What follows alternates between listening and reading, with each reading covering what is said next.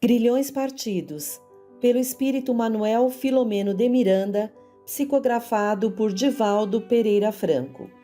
459. Abre aspas. Influem os espíritos em nossos pensamentos e em nossos atos muito mais do que imaginais. Influem a tal ponto que de ordinário são eles que vos dirigem. Fecha aspas. 465. Abre aspas. Com que fim os espíritos imperfeitos nos induzem ao mal?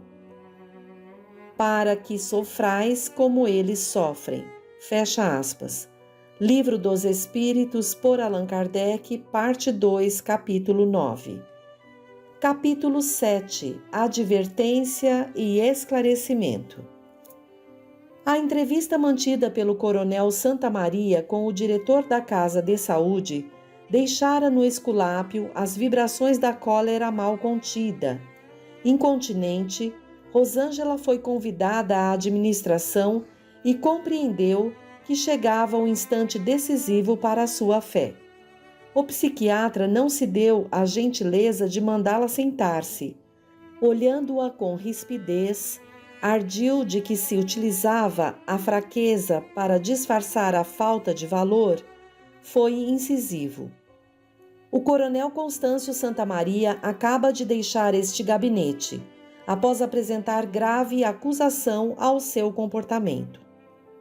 A moça estava lívida, não obstante serena. O chefe, levantando-se, enfrentou-lhe o olhar tranquilo e prosseguiu fuzilante. Como se atreve transformar esta casa num deplorável sítio de práticas ignominiosas, gromânticas? Deve haver um engano, doutor, retrucou surpresa. Não me interrompa, revidou o colérico. Não esqueça sua função e restrinja-se a ela. Aliás, você aqui se encontra em período experimental e a sua falta é condição para despedi-la pura e simplesmente. Solicito melhores esclarecimentos, justificou a auxiliar. A senhorita é acusada de práticas de magia ao lado de uma paciente, a filha do senhor coronel. Que tens a dizer? Que a informação é falsa e a acusação, portanto, injusta. Rosângela estava socorrida pela inspiração de que se fazia credora ante a trama nefasta da sordidez humana e da ardilosidade dos comparsas do mal desencarnados. Então, desejas dizer que o coronel está mentindo? É louca? Em absoluto, não digo isso. Assevero que jamais me afeiçoei a qualquer prática desabonadora à minha dignidade, muito menos em relação a magias, que desconheço inteiramente.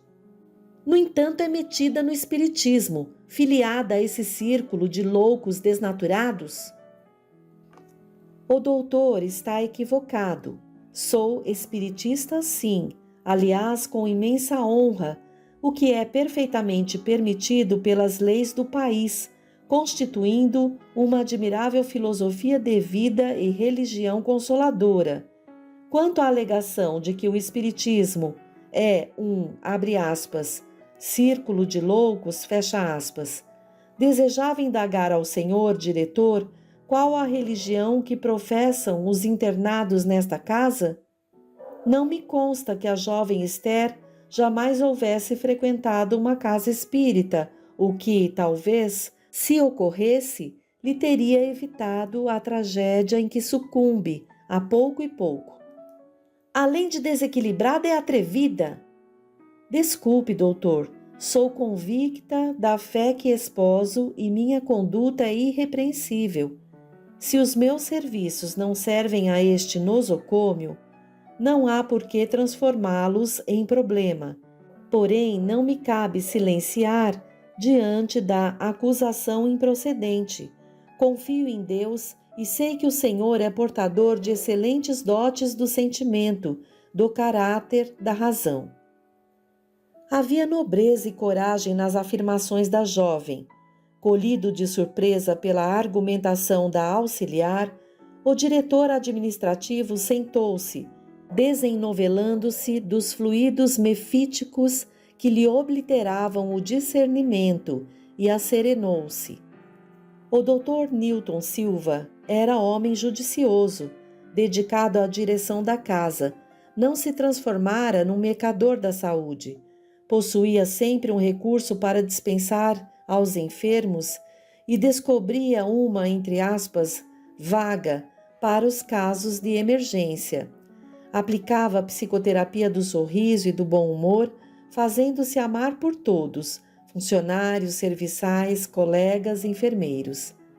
Naquela manhã, no entanto, atritara no lar, experimentando singular aborrecimento que aumentara com a visita do coronel Santamaria, sua primeira entrevista do dia. Não era religioso e isso exibia com orgulho. No entanto, era cortês, gentil homem. Fora vítima do cerco das entidades infelizes com que se compraziam na cobrança à família do coronel e se desforçavam em Esther. Não era a primeira vez, como de fácil entendimento, estando ele em função relevante. O mesmo ocorria a outros colegas que nem sempre suportavam as constrições, sucumbindo desastrosamente. Olhou então a moçoila frágil à sua frente, dependente do trabalho honrado, que conseguira fazer-se estimar em pouco tempo por quantos privavam da sua companhia. Como a desculpar-se, esclareceu. O coronel proíbe-a de acercar-se da filha. Quer dar-me a sua versão do caso? Serei sucinta, esclareceu Rosângela. Afeiçoei-me a Esther desde que a vi. Aliás, dedico-me ao trabalho com carinho e sou partidária da teoria de que o amor muito consegue quando falham outros recursos. Após observá-la demoradamente, considerando as lições do Espiritismo no capítulo das obsessões, resolvi, com permissão do Dr. Gilvan de Albuquerque, o meu benfeitor, do senhor conhecido, solicitar uma entrevista ao senhor coronel, dando-lhe minhas valiosas, porém honestas impressões sobre o problema psíquico da filha. Sequer não me ouviu, impedindo-me, de certo modo, concluir o desejo de sugerir-lhe a terapêutica espírita, simultaneamente à que vem sendo tentada neste respeitável frenocômio. E qual seria? Interrompeu algo zombeteiro. Frequência dele e da senhora a uma sociedade espírita, ajudando a filha com orações e a posteriori com labores desobsessivos. E crê você realmente em orações em, abre aspas, labores desobsessivos, fecha aspas? Rosnou sorrindo largamente. Sem dúvida, anuiu imperturbável. Não apenas creio, como sou testemunha dos seus resultados surpreendentes. Junto a nevropatas, arengou, perspicaz, escarnecedor, sugestionados, abre aspas, místicos? Não somente com esses, refutou Gentil, muitos dos quais nada houveram conseguido em tratamentos longos, quão inócuos, porquanto a sua enfermidade não procedia exclusivamente da psique, mas do espírito, doente em si mesmo, quando não perturbado por outros espíritos. Outros pacientes desenganados, portadores de diagnose depressiva, esquizofrênica, recuperaram a lucidez ante os meus olhos, por serem realmente obsessos em trânsito provacional. Minha jovem, não esqueça que sou ateu e psiquiatra, arremeteu o finalista. Linda ilusão essa, porém irracional, improvável. Como provar? Muito facilmente, contestou confiante, frequentando as boas casas espíritas.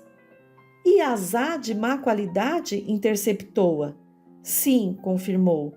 Como os maus médicos, os incompetentes, os aventureiros, os maus servidores que estão em todo lugar.